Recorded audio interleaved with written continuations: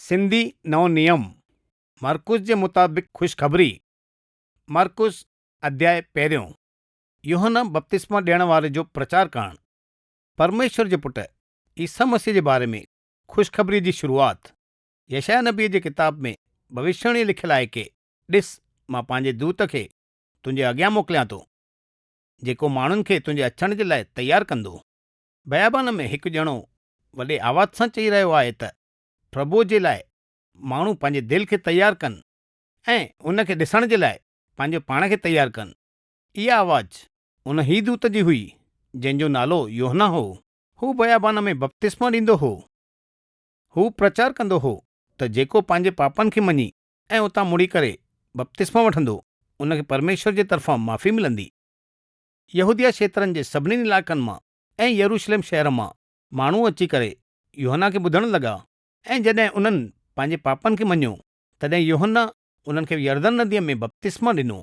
यूहन्ना जो पहिरावो उठ जे वारनि मां ठहियल कपिड़ा हुआ ऐं हू चेल्ह ते चमड़े जो पटो ॿधंदो हुयो। हुन जो खाधो टिड्डा ऐं जंगली माखी हुई।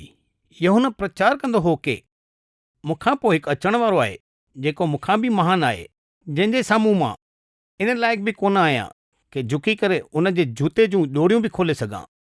मां त तव्हां खे पाणीअ में बपतिस्मा ॾियां पियो, पर हू तव्हां खे पवित्र आत्मा में बपतिस्मा ॾींदो। ईसा जो बपतिस्मो ऐं अजमाइश। उन्हनि ॾींहंनि में ईसा गलील क्षेत्रनि जे नासरत नगर मां अची करे यूहन्ना खां यरदन नदीअ में बपतिस्मा वरितईं ऐं जीअं ई ईसा पाणीअ मां मथे आयो त ओॾीमहिल ई उन आसमान खे खुलंदे ऐं पवित्र आत्मा खे कबूतर जे रूप में पंहिंजे मथां लवंदे ॾिठईं ऐं स्वर्ग मां इहा आवाज़ आई, तूं मुंहिंजो प्यारो पुटु आहीं, तोखां मां ॾाढो ख़ुशि आहियां। उन खां पोइ पवित्र आत्मा ओॾी महिल ई उन खे बयाबान में मोकिलियईंसि। 40 ॾींहंनि ताईं उहो बयाबान में रहियो जिते शैतान उन जी अजमाइश कंदो रहियो। उन बयाबान में जंगली जानवर बि हुआ ऐं स्वर्गदूतनि अची उन जी सेवा कई। ईसा जी सेवकाई जी शुरूआति। जॾहिं यूहन्ना खे गिरफ़्तार करे जेल में विधो वियो त उन खां पोइ ईसा गलील जे क्षेत्रनि में आयो ऐं परमेश्वर जे ख़ुशख़बरीअ जो प्रचार करणु लॻो। वक़्तु पूरो थी वियो आहे ऐं परमेश्वर जो राज तव्हां जे वेझो अची पहुतो आहे। सो पंहिंजे पापनि खे मञी ऐं उतां मुड़ी करे ख़ुशख़बरीअ ते विश्वास कयो। 4 मछुआरनि खे सॾु करणु। हिकु ॾींहुं जॾहिं ईसा गलील जी झील जे किनारे तां लंघे पियो त उते हुन शमून ऐं उन जे भाउ अंद्रयास खे झील में ॼार विझंदे ॾिठईं, छो कि उहे ॿई मछुआरा हुआ। ईसा उन्हनि खे चयो, मुंहिंजे पोयां हलिया अचो त मां तव्हां खे माण्हुनि जो मछुआरो ठाहींदुमि। उहे ओॾी महिल ई पंहिंजे ॼारनि खे छॾे करे उन जे पोयां हलणु लॻा। थोरो अॻियां हलंदे ई ईसा जब्दीअ जे ॿिन्ही पुटनि याकूब ऐं यूहन्ना खे पंहिंजे ॿेड़ीअ में ॼार खे ठीकु कंदे ॾिठो। ईसा ओॾी महिल ई उन ॿिन्ही खे सॾु कयो, सो उहे ॿई पंहिंजे पिता जब्दीअ खे मजूरनि सां गॾु ॿेड़ीअ में छॾे करे उन जे पोयां हलणु लॻा।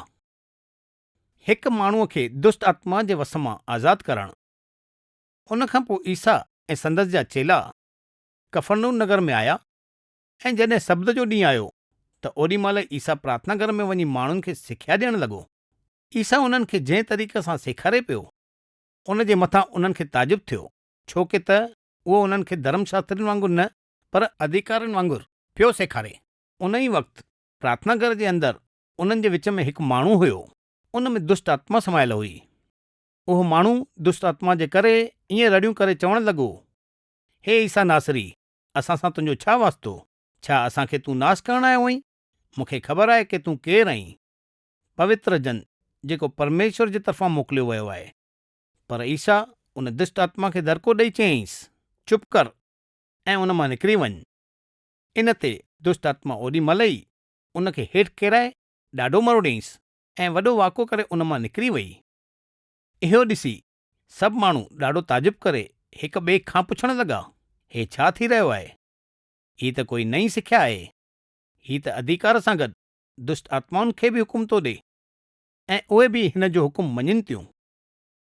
ऐं ॾाढो जल्दी ई हुन जो नालो गलील क्षेत्रनि जे सभिनी इलाइक़नि में फैलिजी वियो। ईसा जो ॾाढनि बीमारनि खे ठीकु करणु।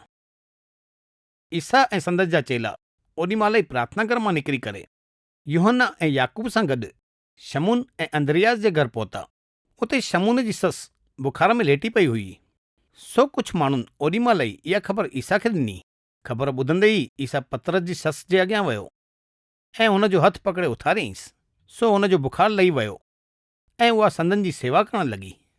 शाम जे वक़्तु जॾहिं सिजु लही वियो त उतां जा माण्हू सभिनी बीमारनि खे ऐं जंहिंजे अंदरि दुष्ट आत्माउनि जो वास हुयो उन्हनि खे ईसा वटि वठी आया। उन नगर जा सभु माण्हू घर जे दर ते अची गॾु थिया। जेके बि बीमार हुआ ईसा सभिनीनि खे उन्हनि जी बीमारियुनि मां ठीकु कयो ऐं जेके बि दुष्ट आत्माउनि जे वस में हुआ उन्हनि सभिनीनि खे ईसा दुष्ट आत्माउनि जे वस मां आज़ादु कयईं।